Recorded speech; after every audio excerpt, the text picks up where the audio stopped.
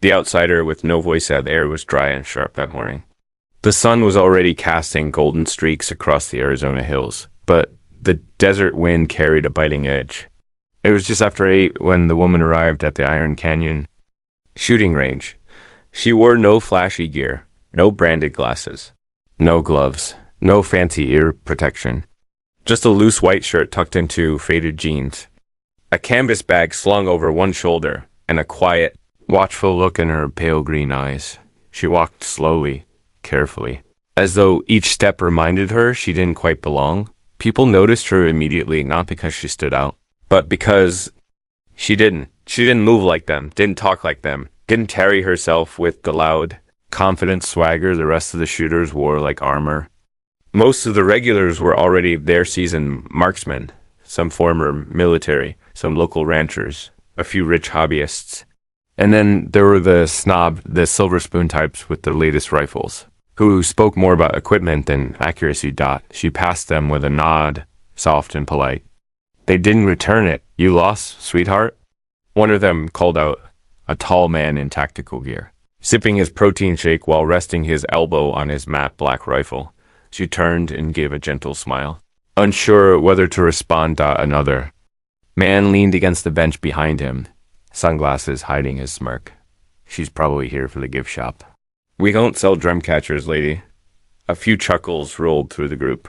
The woman simply turned back toward the farthest. Lane 13, quiet, isolated, away from the chattering mouths and sharp eyes. It was a Saturday. The range was busy. The morning air rang with gunshots, clinks of shell casings, and the proud boasting of men comparing calibers, kickbacks, and groupings. Even the range master, a gruff old man named Bill, seemed unsure about her. He watched her approach from his booth, eyebrows knitting under his ball cap. Name? He asked. Clipboard in hand. She hesitated, then answered in a soft accent. Lena. First name. Just Lena. He looked her over. Ever shot before? She nodded. What weapon? Depends. On what? On the target? She said calmly. He paused. You bring your own? She opened her canvas bag and pulled out a very old, wooden-handled revolver. Not shiny. Not new. Scratched, worn, and heavy. Is that even legal? One of the nearby shooters scoffed. Bill raised an eyebrow. You sure you're at the right place, miss? She didn't flinch. Yes. He sighed and handed her a lane card. Lane 13. Don't slow the others down. Lena stood quietly at her bench, laid her revolver down, and unpacked a single box of ammo. 20 bullets. That's all she had. No scope. No backup magazine. No other gear. On either side of her, young men fiddled with their sleek semi-automatics, comparing brands and groupings. Behind her, the snobby shooters watched with narrowed eyes, whispering jokes. She's using a dinosaur. One of them laughed. Maybe she's just here to take selfies. Or maybe she's here to write an article about toxic masculinity. Laughed louder, drawing attention. A few heads turned. Lena heard every word but kept her eyes on the target downrange. She lifted the revolver gently, hands steady, shoulders relaxed. No fancy pose, no aggressive stance. She breathed in slowly. The first shot rang out. Ping. A direct hit. She fired again. Ping. Again. Ping. Some nearby shooters paused. The ring of her revolver was sharp, different, less aggressive than the rest, but oddly more powerful. It echoed with precision, clean, controlled. 5 shots. 5 hits. She paused, reloaded, took her time. Shot again. 5 more hits. What the hell? One man whispered, stepping closer to peek at her target through his binoculars. That's a 5-inch spread. Another muttered, at 50 yards, with that piece of junk. By the time she had fired 15 rounds, the chatter had quieted. Even the snobs weren't laughing now. They were watching, studying. But that's when he arrived. Hunter Devlin, the golden boy of the shooting range. Tall, broad-shouldered, movie star jawline, always in black gear, always surrounded by a group of fans and friends. He was known for winning local competitions, setting records, and talking as loudly as his gun fired. Well, what do we have here? Hunter said, Stepping over to Lena's lane, he whistled. You painting a picture or shooting a gun? Lena turned and looked at him. Both, maybe, he chuckled. You shoot like a monk. No excitement, no power. Where's the drama? She said nothing. You know what? He continued. I like you. You got guts, showing up here with a relic and out shooting the boys. But let's see how you do under pressure. She tilted her head. A challenge. Hunter grinned. You. And me 10 shots. Timed. Whoever scores higher wins. The crowd stirred. Phones came out. Whispers spread. You serious? Bill asked from the booth. Why not? Hunter smirked. Everyone's watching anyway. What does the winner get? Someone shouted. Respect, Hunter said, his eyes fixed on Lena. And the loser? Well, just a lesson. Lena stared at him for a long moment, then nodded once. Fine, she said quietly. Hunter stepped forward, loaded his weapon, a modified custom rifle with a red dot scope, tuned trigger, and lightweight. Barrel. He took his stance, flexed his fingers, and grinned. Ready. Bill counted down. 3, 2, 1. Go. Hunter fired fast, each shot a quick explosion of sound and movement. His aim was sharp. His timing was near perfect. 10 shots in 15 seconds. People clapped. Cheered. Your turn? Sweetheart, he said, stepping back. Smug. Lena didn't rush. She stepped forward. Breathed. Lifted her revolver. One shot. Paused. Another. Paused. Each. Shot spaced 5 seconds apart. Measured. Balanced. No panic. No flash. She moved like she wasn't even competing, like she was remembering something. Not performing. Ping. Ping. Ping. Got 10 shots. Bill walked down to check both targets. The crowd waited, holding breath. He returned, squinting at the scorecard. Hunter.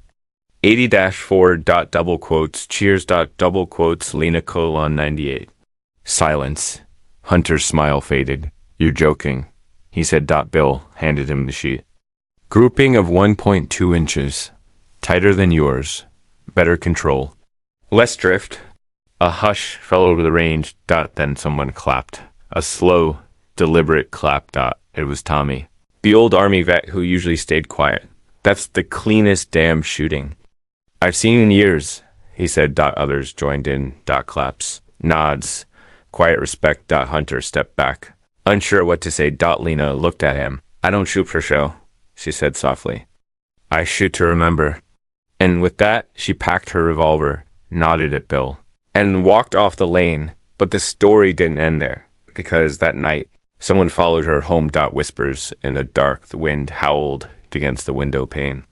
That night, tugging at the corners of the small cabin where Lena lived.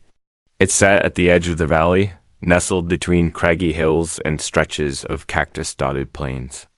It wasn't much, a weathered wooden structure with a porch held up by rusted nails, a single bedroom, and walls that remembered every storm that ever touched them.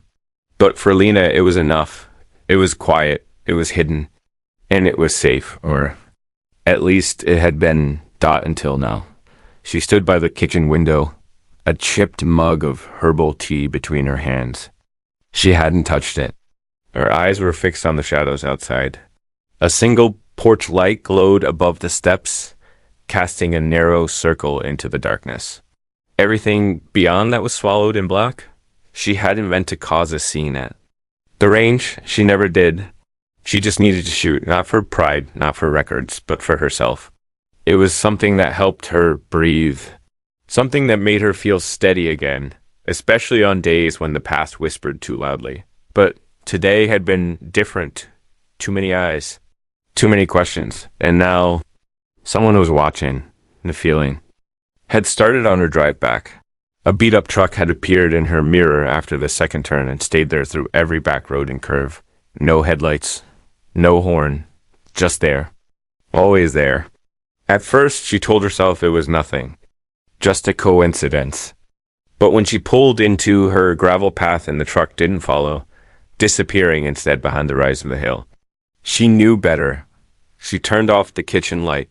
The porch creaked. Her heart paused, back barefoot. She moved silently across, The cabin floor, her steps practiced in light. She reached the drawer under the counter, opened it slowly, and pulled out her revolver. Her hand didn't shake. Not even a little. A knock came. Soft. Deliberate. She didn't answer. The knock came again. Then a voice. Smooth. Confident. Trying to sound casual but missing. Lena. It's Hunter. She didn't reply. Listen, I just wanted to talk. I've never seen someone shoot like that. You made me look like a fool today. Silence. But I'm not angry. Just curious, People don't just show up with an old revolver and outshoot everyone. Unless they've got history. More silence. She stepped closer to the door, but stayed hidden behind the curtain. Hunter's voice lowered. Look, I'm sorry for the way I acted. Really, that was some damn fine shooting. I think we got off on the wrong foot. Maybe we could get a drink sometime. Talk shop. He waited. Lena said nothing. Finally. After a long stretch of stillness, he sighed. Okay. Maybe another time. His boots thudded down the steps. Gravel shifted. Then silence. But her breath didn't ease. It was the way he said it. Like someone not giving up. Just stepping back to plan better. The next morning came heavy with clouds. The sun barely pierced the gray sky, and the air smelled like rain and desert dust. Lena took her time preparing breakfast, feeding the stray cat that often visited her porch, and checking the small herb garden behind the cabin. She tried to focus on normal things, grounding things, but the night lingered like smoke. Her phone buzzed. A message from an unknown number. We don't like people who cheat. Watch your back, foreigner. Her fingers curled slowly around the device. No name. No threats she could report. Just venom, wrapped in cowardice. She deleted it. Minutes later, a truck rolled up her drive. Not the same one from the night before. This one was official. Marked. It was Bill, the old range master, behind the wheel.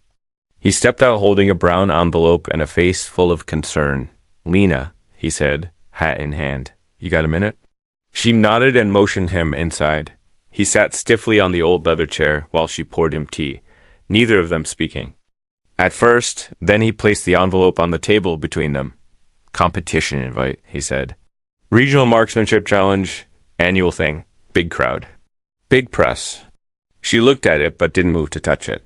Your name's spreading fast, Bill continued. After yesterday, people are curious, impressed. Some think you're the real deal. Others think you're a fake. And Hunter, he's not letting it go. Lena's eyes narrowed. What does he want? To win. To prove yesterday was luck. He signed up for the challenge right after you left, and he told everyone you'd be there too. She looked away. I didn't say anything, Bill added quickly.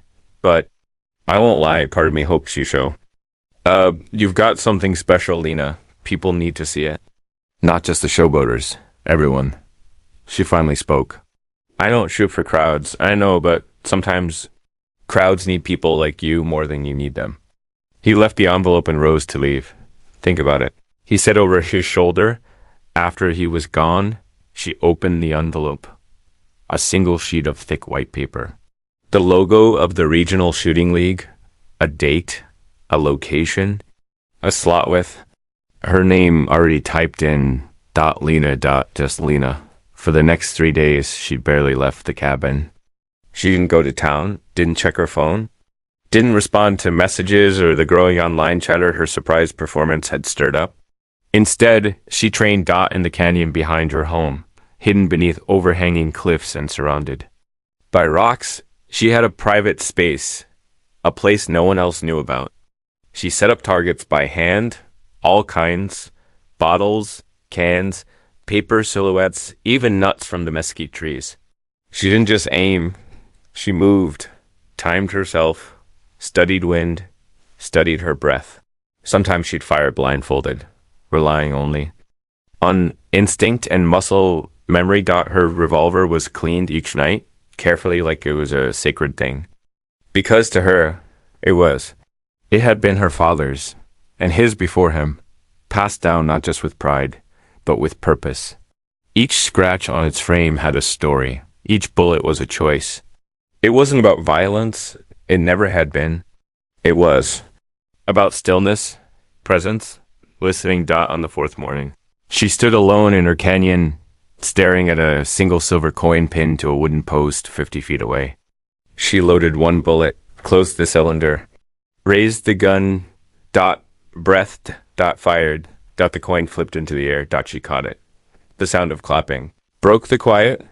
She spun. Hunter stood on the edge of the rise, just outside the canyon wall. Hands slow and sarcastic. Well, damn, he said. You really are good. Her jaw tightened. How did you find me? She asked. He grinned. This town talks, and I listen. She didn't lower her gun. He raised his hands. Easy. I'm not here to start something. She stayed silent. He took a step closer. You know, when I first saw you at the range, I thought you were just another nobody. Someone trying to prove something. But now I think you're dangerous. Go home, she said coldly. I will, but I wanted to see what I was really up against. Now I know, and I'll be ready. He turned and left, his words hanging like dust in the canyon air. That night, Lena finally opened her laptop and searched for the regional competitions page. Headline was already there. The foreigner versus the favorite. Lena and Hunter to face off in Arizona's most anticipated marksmanship duel. Underneath was a photo, a still from the range. Lena, mid-shot. Hunter in the background, scowling. Comments flooded in. Some praising her, some mocking her, many calling her fake, others calling her a ghost. A rumor from nowhere, but one comment stuck out. It was simple. Unsigned. She doesn't miss. And if you know her story, you'd understand why. Lena closed the laptop. A storm rolled in that night.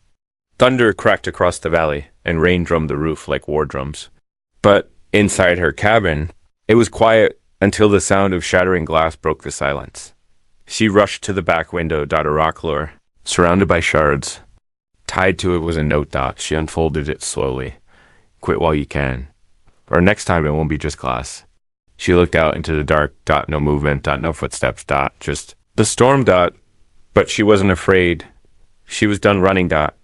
And when the day of the competition came, Lena was ready, not just to shoot, but to be seen. The arena of ice morning of the competition arrived with a thick hush that blanketed the desert town in anxious silence. It wasn't fear in the air, it was something more electric.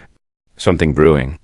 Something ready to crack. Lena stood in front of her bathroom mirror, brushing back her hair, tying it into a loose braid that fell neatly between her shoulders.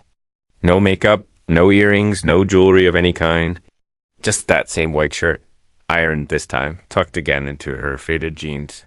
Her fingers moved to the revolver case, sliding it open slowly, like a sacred ritual. The metal of the weapon gleamed. Slightly under the window light, cleaned, polished, loaded with care. Outside, the Valley Buzz. Banners were being hoisted across the dusty streets. Vendors lined up in parking lots with coolers and folding chairs. The regional competition was more than just a match, it was an event, a spectacle. And this year, it had something new. A mystery contender with a quiet stare and an antique weapon, who had dared to steal the spotlight from the golden boy of the range. People came from other towns, some from other states. Social media had done its job. Videos had been shared, comments had exploded, and rumors had morphed into headlines. By the time Lena arrived at the venue, dozens of cars filled the gravel lot. A buzz of voices hung in the air like static. At the registration gate, the volunteers stopped their chatter the moment they saw her. That's her. One of them whispered. She walked forward, calm and collected, her steps measured. Name? Asked the young woman at the desk, her voice caught between awe and doubt. Lena? Just Lena? She nodded. The volunteer looked down the list, her finger trembling slightly. Then she found it. Lane 7. Qualifying round begins in 15 minutes. Good luck. But before Lena could step past the gate, a man in a dark blazer moved in front of her. Tall, thin, slick hair, dark sunglasses. He held a clipboard and wore a badge that read event coordinator. Miss Lena, he said, his voice smooth and unpleasant. May I have a moment? She gave a silent nod. I just wanted to hear that there's been a small concern raised about your entry. Concern? Yes, he said, flipping a few pages. A few competitors have suggested your credentials are questionable. No affiliations, no past rankings, no league records. And then there's your weapon unregistered in any regional circuit database. He tapped the clipboard with a bony finger. Some are saying you might be, well, not who you say you are. She looked him in the eye. I never said I was anyone. He blinked. Regardless, he continued, clearing his throat, we have decided to let you compete for now, but under observation. Any suspicious behavior, any misstep, and you will be escorted off the premises. Is that understood? She didn't answer. She simply walked past him, toward the firing lanes. Lane 7 sat near the middle of the lineup, right between a military veteran with robotic precision and a young, overconfident influencer live streaming the entire event. She could feel the eyes on her, not just the camera's real eyes. People who had already made up their minds. People looking for a stumble, a crack, anything. She laid her revolver down. Slow and steady. That's the one, a man behind the safety line whispered. The foreigner. Bet she doesn't make it past the first round, another said. I heard she used to be a mercenary. Nah, an assassin. Nah, just a lucky fraud.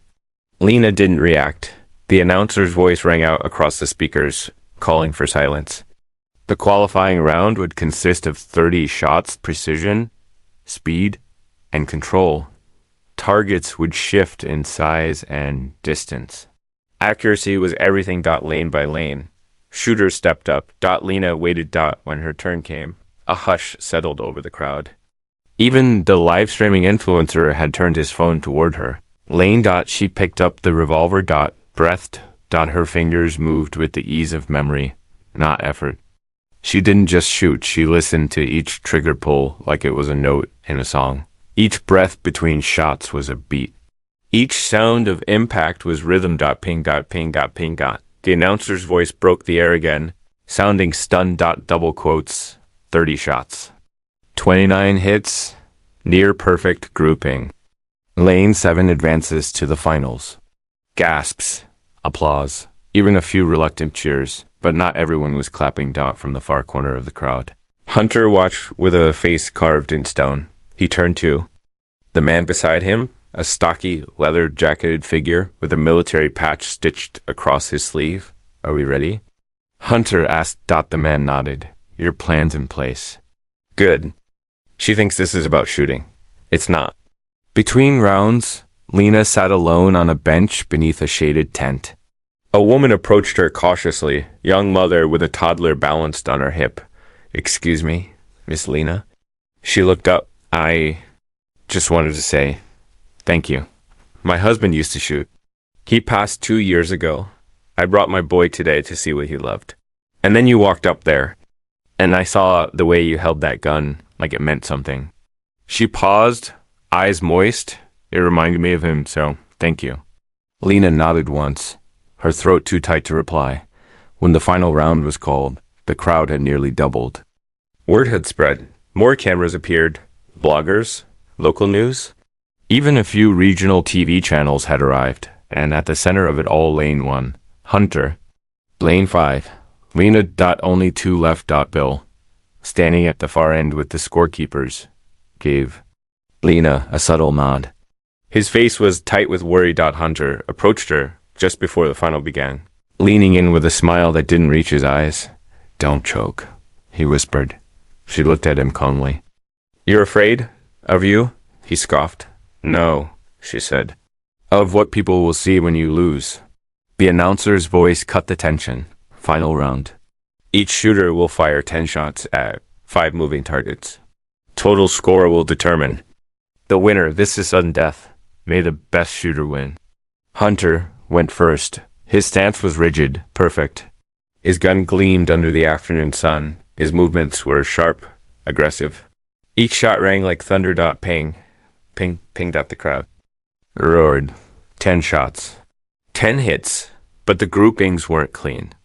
3 were off-center. It wouldn't matter unless his opponent was perfect. Lena stepped forward. She didn't change her stance. She didn't adjust her gun. She simply breathed. The first target moved .ping .second. Target .ping .third. Fourth. Fifth .ping. Ping! Ping! She didn't miss. Each shot landed near the exact same spot.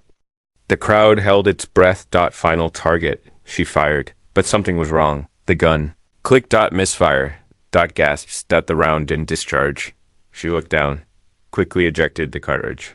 Replaced it, but it had taken 5 seconds. Too long. She fired. Again. Ping. But the score had already dropped. 9 perfect shots. 1. Delayed. The judges tallied. Hunter, 91. Cheers erupted. Lena, 90. Gasps. Disbelief. Just 1 point. Lena stepped back. Face unreadable. Hunter walked past her. Arms raised. Great match, she said, voice thick with smugness. But Bill was already walking toward the judge's table. His face dark. Let me see the bullet, he demanded. They handed it over. His fingers turned it slowly. And he looked up. Eyes sharp. This cartridge was tampered with. Shock rippled through the crowd. How? Someone shouted. Bill held it up. Someone loaded it with a light primer. A misfire was inevitable? Hunter paled. She loaded her own gun, he said quickly. That's on her. I checked her ammo this morning. Bill snapped. I sealed it myself. It was clean. He turned to the judges. This needs to be investigated. But before anyone could respond, a loud crack echoed through the air, not from a gun, but from a speaker. Someone had hijacked the microphone. A distorted voice filled the arena. You can silence her shot, but not the truth. We all saw what she can do. We all know who really won. Gasps. Murmurs. Chaos. Lena stood still, revolver at her side, eyes scanning the crowd. Somewhere. Someone was on her side. But now the competition wasn't the only thing unraveling. Someone wanted the truth exposed. And someone else wanted it buried. Her name was not. Lina sky had begun to dim by the time the event ended, casting long shadows across the now half-empty shooting range. The heat from the day clung to the dirt and metal, but a chill moved through the air, something deeper than wind. It wasn't just about a game anymore. It wasn't even about Hunter's stolen victory. Something bigger had begun to surface. Something buried. Lena walked away from the crowd as the speakers crackled and died. Her revolver was back in its case, slung over her shoulder, heavy with more than just metal. A security guard had tried to stop her after the announcement, asking her to stay for questioning. But one look from Bill had been enough. He waved her through. Go, he said quietly. But keep your eyes open. She didn't reply, but she nodded once. Outside the venue, the parking lot was buzzing. Reporters moved like bees, searching for anyone who had seen something, heard something, suspected something. A few spotted Lena and began chasing her with phones and mics. Miss Lena, is it true the cartridge was sabotaged? Are you actually a professional shooter? Where did you learn to shoot like that? She slipped through the crowd, head down, voice silent. Only one voice stopped her cold. She's not who she says she is. It wasn't shouted, it wasn't loud. But it was clear. And certain. She turned. A man stood by a black van, arms folded. He was older, lean, his jacket worn. Like it had crossed continents. He wasn't filming, wasn't asking questions. He was waiting. We need to talk, he said. She stared at him. Do I know you? She asked swiftly. You should, he replied. Because I know who you really are. His name was Gregor, a former intelligence officer. Or so he claimed. He drove her out of town in silence, along the highway that curved through dry hills, past the valley and out toward the river. They stopped near an old ranger's outpost, long abandoned. It was quiet, empty, safe. Inside. He opened a leather folder and laid it on the table. Between them. Inside was a single photo. Woman. Younger. In a military uniform. Foreign. Fierce. But it was her. Your name, he said, tapping the image, is not Lena. Her lips pressed tightly together. This was taken 7 years ago, Gregor continued. You were known as Leona Mikhailova. You served in the elite sniper unit of the Eastern Frontier Defense Force. 38 confirmed missions. The kind they don't put in books. She said nothing. And then, you disappeared. He leaned back, until 2 weeks ago, when a quiet woman with a revolver outshot every man in Arizona. Finally she spoke. Why now? Because some very loud people just saw something they didn't like. And others, people like me, have been waiting to see if you were still alive. She looked down at the photo. That woman died a long time ago. She whispered. No, Gregor said. She just changed her name. Lena or Leona left the outpost an hour later. Her mind was spinning, but her feet were steady. She drove straight through the hills, not back to her cabin, but to the place she hadn't been in over 2 years. The shooting range at White Mesa, an isolated training ground where professionals once came to refine their skills without being seen. It was quiet now, almost forgotten. But she remembered. Like yesterday, she walked the old gravel path, her boots stirring up memories, voices, commands, gunfire, breath, silence. She had once trained here, not as a hobbyist, not even as a soldier, but as someone learning how to never miss. She stood at the far edge, where the targets had once been hidden in moving terrain. Now weeds grew where dummies once fell. She took out her revolver and fired once into the dirt, not to hit anything.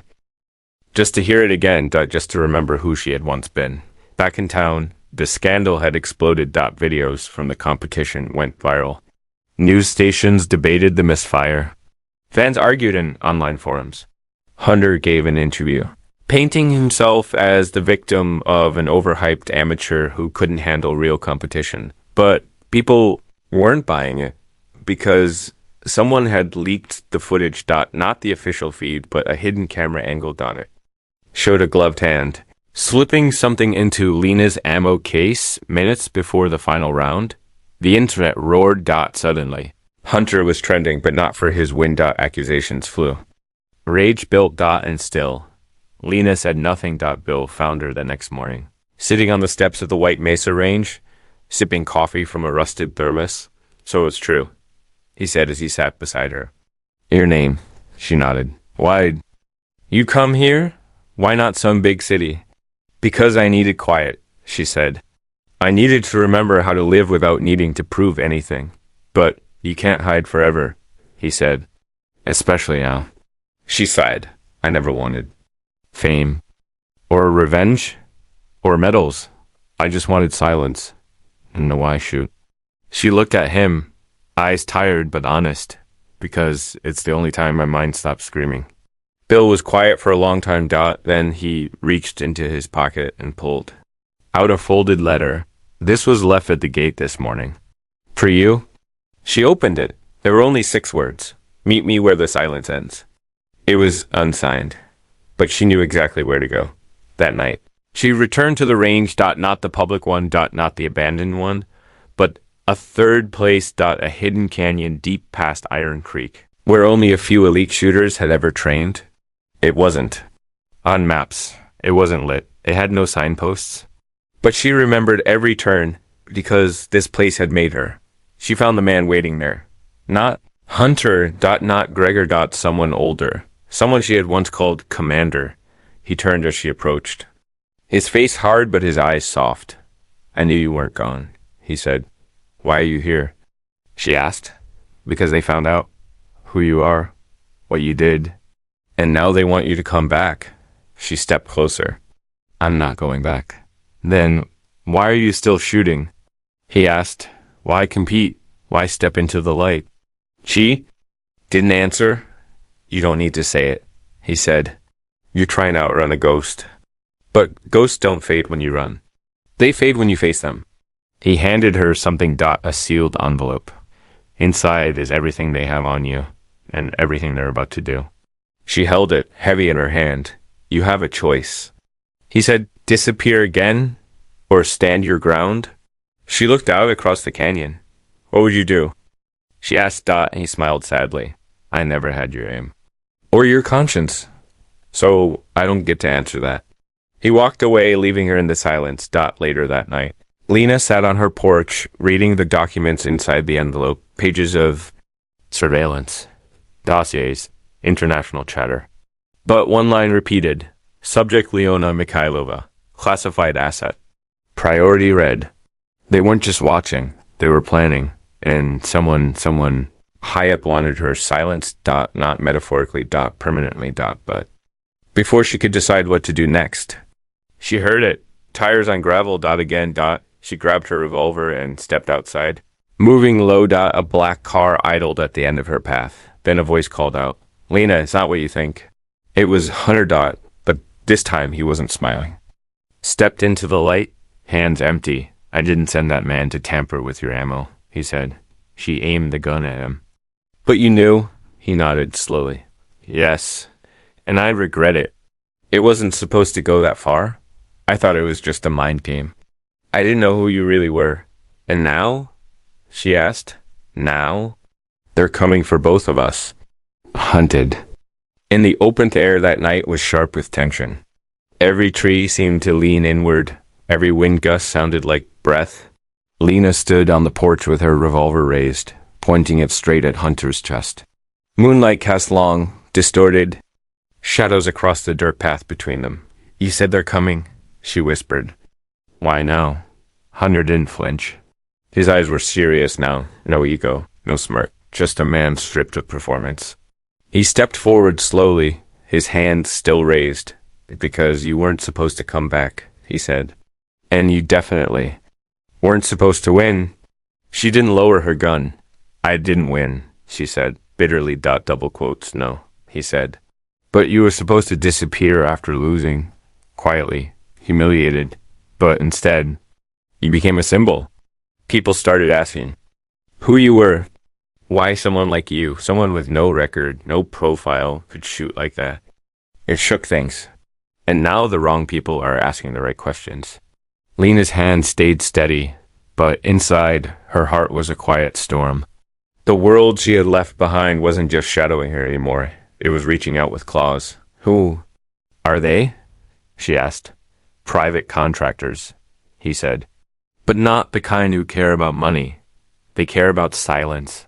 And one of them, his name's Rourke. He's already here. He's the one who planted the misfire. And he's the one they'll send again. How do you know? Because I used to work with him, Hunter said quietly. I got out years ago, but some doors don't stay closed. They didn't sleep that night. Instead, they packed Lena. Didn't know much, only what she could carry. Her revolver. 2 spare shirts. A folded photograph of a man and a woman standing on a snowy hill. Smiling. She never told anyone who they were, but she always carried them. They left before dawn, driving. In silence through the back roads that wound between abandoned gas stations and ghost towns. Hunter drove a beat-up Jeep with the plates scratched off. He handled it like a soldier, calm, focused, eyes always scanning. We need to disappear, he said, at least for a while. I've disappeared before, she said. It never lasts. Then we'll find another way. Lena looked out the window. The desert passed like a silent movie, vast, wide, empty. But it never felt safe. Not anymore. By late afternoon, they reached an old ranger outpost near the cliffs, long since forgotten. Its roof was collapsed in parts, but the walls still stood. There was no cell signal, no nearby towns. No roads beyond the one they came from. They unpacked quickly. Inside, Hunter set up a basic alarm system, cans tied to string, tripwires across the doors, a single flare gun loaded and ready. Lena checked the ammunition. She had 36 rounds left. You sure they'll come here? She asked. I'm counting on it, he replied. Why? Because the best way to disappear, he said slowly, is to convince your hunters. You're already gone, but the only way to do that is to make them think they won. At sundown, they heard the engine just one. It stopped a mile down the trail. Lena crouched by the window. Watching through a crack, a black Jeep. 2 men stepped. Out. One held a tablet, scanning coordinates. The other, Rook. He hadn't changed much. Broad shoulders, a scar across his left cheek, sunglasses even in the fading light. He moved like a man who had never failed, slow, deliberate, sure. He raised a radio. Target's location confirmed, he said. Moving at nightfall. Lena stepped back, blood humming. He's not just here to scare us, she said, double quotes, no. Hunter replied. He's here to end it. They didn't run instead. They prepared. Lena laid out her bullets on a cracked table, checking each one. No light. Primers. No weak loads. Hunter found a small rooftop panel and installed a mirror trap, an old trick to reflect moonlight into the attacker's eyes. But as the sky turned purple and the stars crept out, the weight in their chests grew heavier. They were outnumbered. Outgunned. And most of all out in the open.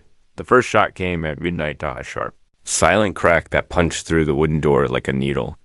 Hunter rolled instinctively, dragging Lena down behind a rusted cabinet. A voice shouted from the dark. Leona, we know you're in there. No more running.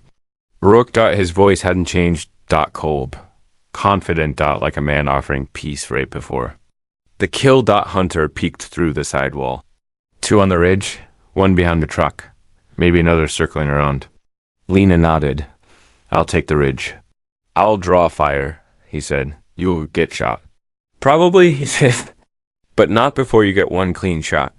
Hunter kicked the back door open and fired 3 shots into the air. Immediately. The dark lit up with return fire. Bullets tore into the wood, splintering walls, shattering windows. Lena moved like breath. Out the side, over the ridge, silent as a ghost. Her revolver in hand, she crept up the slope. Each step measured. On the ridge, the 2 men were crouched behind rocks, scanning the building below. They didn't hear her, not until it was too late. 2 shots, 2 drops. Silent. Clean. She turned just as the 3rd man lunged from behind the bushes. He tackled her hard, sending them both rolling down the slope. She lost grip of the revolver. He straddled her, knife drawn. His breath was hot and sour. His eyes wild. They said you were good, he growled. But they didn't say you were fast. He raised the blade. Her hand shot up, not to grab the knife, but the chain around his neck. She yanked it forward, smashing his face against her forehead. The knife clattered. She rolled. Punched. Once, twice, 3 times. The man went limp.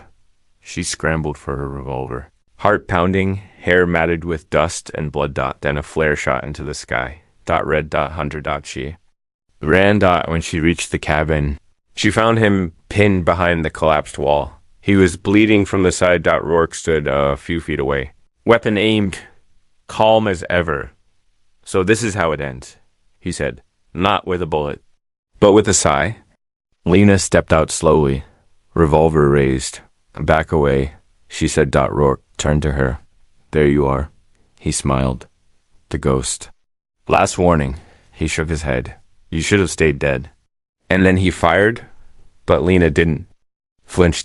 She didn't dodge. She didn't blink. She simply moved her arm by 1 inch and pulled the trigger. Rourke's shot went wide. Hers didn't. His gun dropped. So did he. She rushed to Hunter, pressing cloth to his wound. You'll live, she said. I've had worse. He grinned weakly. You were bait. You were better, he whispered. By dawn, it was over. 3 men down. 1 bleeding but alive, and 1 woman tired, bruised, but standing. A few hours later, a federal helicopter circled overhead. Someone had reported gunfire. By the time they landed, Lena and Hunter were gone. Just dust on the trail. 2 weeks later, a letter arrived at Bill's desk. Note name. No return address. Inside was a single bullet. And a note. I'm not hiding anymore, and I never miss. The shot heard around the world. World didn't know what to believe at first. The official story was vague. An armed skirmish in the desert. 3 unidentified bodies recovered near a collapsed outpost. No suspects in custody. No trace of the individuals involved. Federal agents gave quiet, clipped statements. Under investigation. Details pending. No comment at this time. But the truth couldn't stay buried forever. Not this time. A video appeared online 2 days later. Grainy, shaky, clearly filmed from a hidden drone. It showed a lone woman stepping out of the shadows during a firefight. A single revolver in hand, calm, deliberate, unflinching, and then the shot. The one shot. The kind of shot that spoke louder than any press release or news segment ever could. The video went viral in less than 6 hours, across continents. People began whispering her name, Dot, but not the name she was born. With Dot not Leona Mikhailova, they called her the Silent Marksman. At a small farmhouse tucked between the Colorado hills, Lena, still going by that name, stood by the window, sipping coffee, watching the early morning sun rise over a field of golden wheat. The mountains beyond were dusted with the first traces of snow, and for the first time in weeks, she could feel the weight in her chest ease. Hunter was inside, wrapped in a blanket on the couch, healing. His wound had nearly closed. He'd insisted she go without him, that she move on. But she'd stayed, not because he needed her Dot, but because, for once, she didn't want to run alone. You're famous now, he said from the couch, his voice still scratchy. Not by choice, she replied softly. He chuckled. You were always famous. Just no one knew your name. She looked back out the window. They still don't. That's going to change. He tossed the newspaper her way. She caught in mid-dash air. The front page headline read, "Who is the woman with the revolver? Truth behind the desert firefight unravels." Below, it was a black and white photo of her, taken from the leaked footage. Not clear, but unmistakable. They're not just looking for you anymore, he said. They're listening. She folded the paper without reading more. What will you do? He asked Dot. She didn't answer right away. Instead, she walked over to a wooden box by the door, opened it. Dot, inside were the only things she had kept from her past. An old uniform patch, a tarnished medal, and a photograph of her parents, the only two people who had ever truly known her heart. Dot, and her revolver. Dot, clean. Loaded, ready. Dot, later that week. She made her decision. Dot, not in words. Dot, in action. She didn't call a press conference. She didn't hire a lawyer. She didn't post a video. Dot, she simply showed up unannounced at the Arizona Marksmanship League headquarters. Dot, people gasped as she walked in. Some stepped back. Some leaned in. She signed her name at the front desk. Dot, not Leona Mikhailova. The clerk's hand trembled. Are you here to rejoin? She whispered. Dot, Leona looked her in the eye. No, she said. I'm here to challenge. News broke. Within hours, former elite marksman demands public rematch after sabotage scandal. The ghost of the frontier returns. Justice or revenge? Woman behind the viral shot steps into the light. Comments poured in. Half the world cheered, half questioned. But no one ignored. Dot, the rematch was set for the next Sunday. Dot, this time, it would be different, not hidden, not manipulated, not decided in the whispers. Dot, it would be televised, officiated, and witnessed by millions. Dot, and this time, there would be no Hunter on the opposite line. He'd refused. I've had my lesson, he said, and she taught it better than anyone. Instead, her opponent was a military prodigy from Texas. Dot, young, confident, untouched by scandal. He wore polished boots and a tactical vest lined with sponsors. She wore the same shirt she always did. Dot, no logos. Dot, no brand. Dot, just purpose. Dot, as she stepped onto the range. People rose from their seats. Applause swelled, mixed with murmurs and awe. The announcer's voice echoed across the desert air. Today's challenge: 20 moving targets, randomized distances, split-second intervals, no second chances. A pause. Shooter 1, Thomas Hayes, national champion, 28 titles, 3 military commendations. Cheers. Shooter 2, Leona Mikhailova. No record on file. Silence. Dot, then. A single cheer. Dot, then 2. Dot, then hundreds, until the silence broke into something louder than any rifle crack. Thomas. When first. Dot, he was fast, precise, trained like a machine. Dot, 18. Hits. Dot, 2 near dash misses. Dot, a solid performance. Leona stepped up. Dot, no war paint. Dot, no tech. Dot, just breath. Dot, the countdown began. Dot, 3. Dot, 2. Dot, 1. Dot, what? Dot, revolver fired. Dot, once. Dot, twice. Dot, 10 times. Dot, Then 10 more. Each shot found its mark with a stillness that didn't seem human. Not one wasted bullet, not one rushed pull, not one drop of panic. 20 hits. Perfect. That the crowd didn't move at. First. Then someone stood. Then another. Then the whole arena was on their feet. But Leona didn't bow. She didn't smile. She simply holstered her revolver, turned to the crowd, and spoke for the first time. "I am not a hero," she said. "I am not a ghost. I am not a symbol. I am a woman who was forced to be silent. But today, I chose to speak the only way I know how." She looked at the cameras, and I will never be silent again. The internet exploded. Articles, documentaries, interviews. Some tried to discredit her. Others tried to own her. But Leona never played their games. She gave only one interview on a small podcast hosted by a retired teacher. "Do you regret coming back?" He asked her gently. "No," she said, "because sometimes the only way to heal is to stop hiding from your scars." Months passed. Hunter fully recovered. He started a small shooting school in the hills.